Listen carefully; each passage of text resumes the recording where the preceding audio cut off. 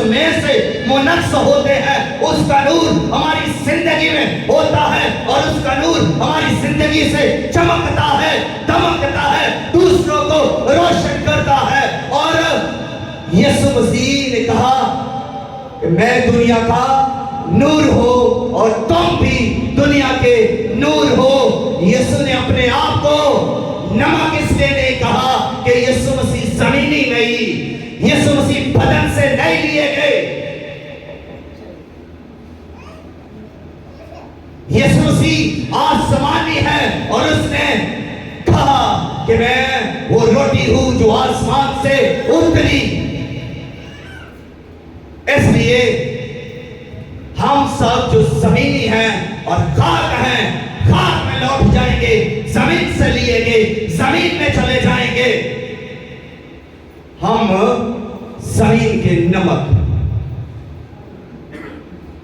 अब बाइबल मुकद्दस को पढ़े तो बदन के अंदर नमक है, यानी मिट्टी के अंदर नमक है, पसीने के अंदर नमक है।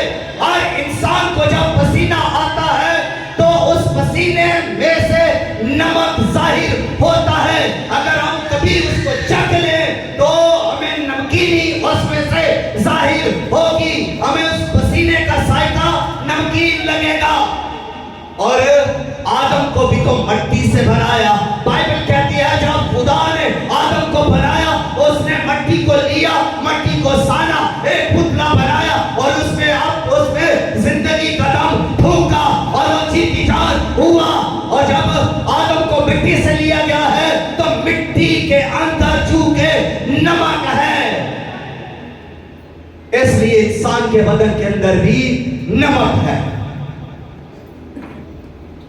और जब सदूम और अमूरा को तबाह करना था खुदा ने, तो खुदा ने कहा कि इस शहर को छोड़ जाओ जब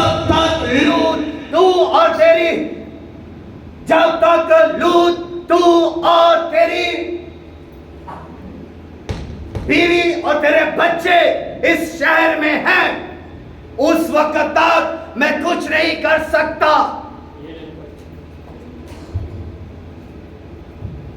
और उसने ऐसा ही किया कि फौरन उनको उस शहर से बाहर जाने का हुक्म दिया कि तुम इस शहर से निकल जाओ।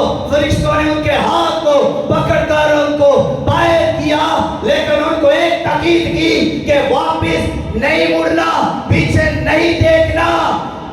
जो कोई तुम में पीछे देखेगा नमक का सतूल बन जाएगा। और लूत की बीवी ने मुड़कर अपने शहर को देखा तो वो उसी दम नमक का सतूल बन गई। अगर हम अहबार की किताब की तरफ चले, मूसा की शरीयत की तरफ चले, तो मूसा की शरीयत के अंदर सरदार कायम को यह हुक्म था कि तुम कुर्बानियों को नमकीन करना, तुम नज़र की कुर्बानी के साथ नमक को भी चढ़ाना, तुम अपनी कुर्बानियां जो मेरे हुजूर गुजराते हो उनके साथ नमक का भी चढ़ाना, कुर्बानियों को नमकीन करना।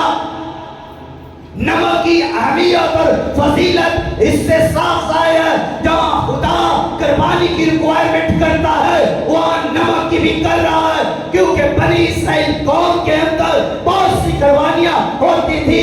कई वो जुर्म की कुर्बानी करते हैं, कई वो नस्ल की कुर्बानी करते हैं, कई वो खुदा की कुर्बानी करते हैं, कई वो शुक्रगुजारी करते हैं, और वो कुर्बानियां करते ही रहते थे। और खुदा ने कहा इन कुर्बानियों के साथ नमक को भी चढ़ाना और तुम्हारी कुर्बानी नमकीन की जाए।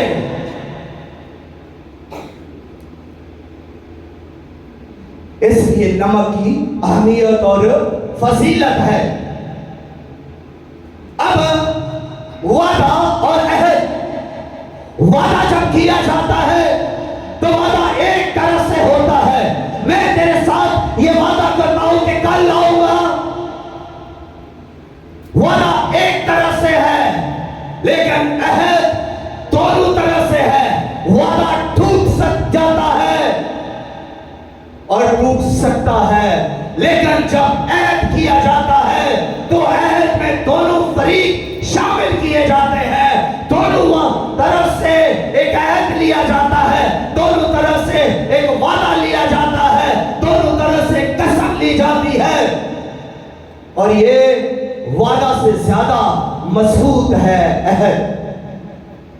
और खुदा ने अब्राहम से अहद किया,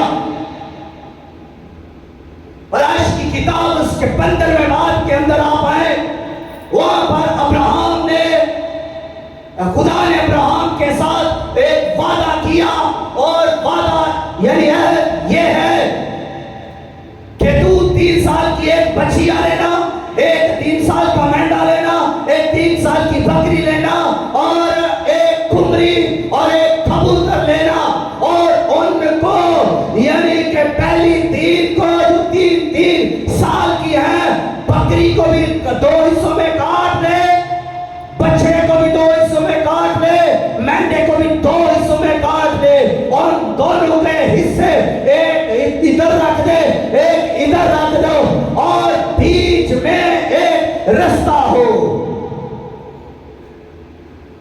खुदा अहद कर रहा है अब्राहम के साथ।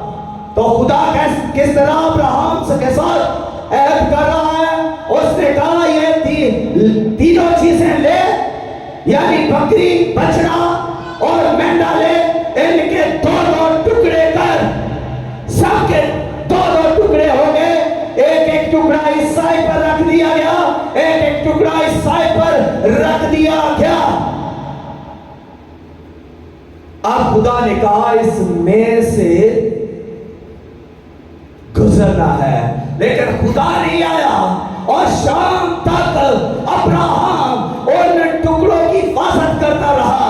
परिंदे आते, झपटते ऊपर, और अब्राहम उनको हंकाता रहा, उड़ाता रहा, दूर करता रहा। परिंदे झपटते, लेकिन अब्राहम उनको दूर करता, लेकिन खुदा नहीं आया। लिखा है कि जब शाम हो गई, सूरज डूब गया, तारीकी छा गई, तो उस वक्त अब्राहम को भी नींद आने लगी, उस पर भी नींद का गलबा छा गया, और वो ये काम करते करते थक गया और सो गया। और फिर खुदा जाहिर हुआ, जल्दी हुई एक मिसाल उसमें से गुजरी, यानी उन टुकड़ों में से जलती हुई एक मिसाल गुजरी, यानी वो खुदा है जो नूर का बाप है, जो आग है, वो मिसाल में जाहिर हुआ, और उसने उसमें से गुजरते हुए ये अहद किया। उसने इस अहद में अब्राहम को इसलिए नहीं लिया कि वो खुदा खुद अहद कर रहा था,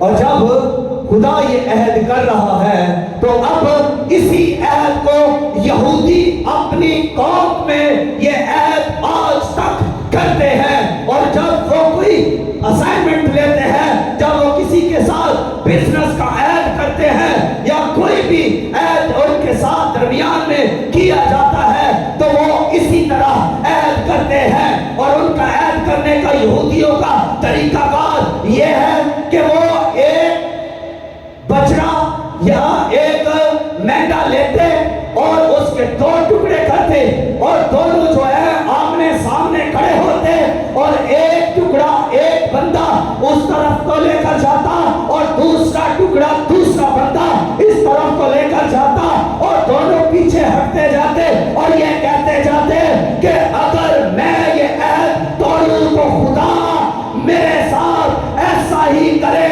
खुदा मेरे साथ ऐसा ही करे, यानी मुझे इसी तरह बर्बाद कर दे, मेरे टुकड़े टुकड़े कर दे, अगर मैं इस तरह अपने इस अहद को तोड़ दूं तो खुदा मुझे भी इसे ऐसे ही बर्बाद करे।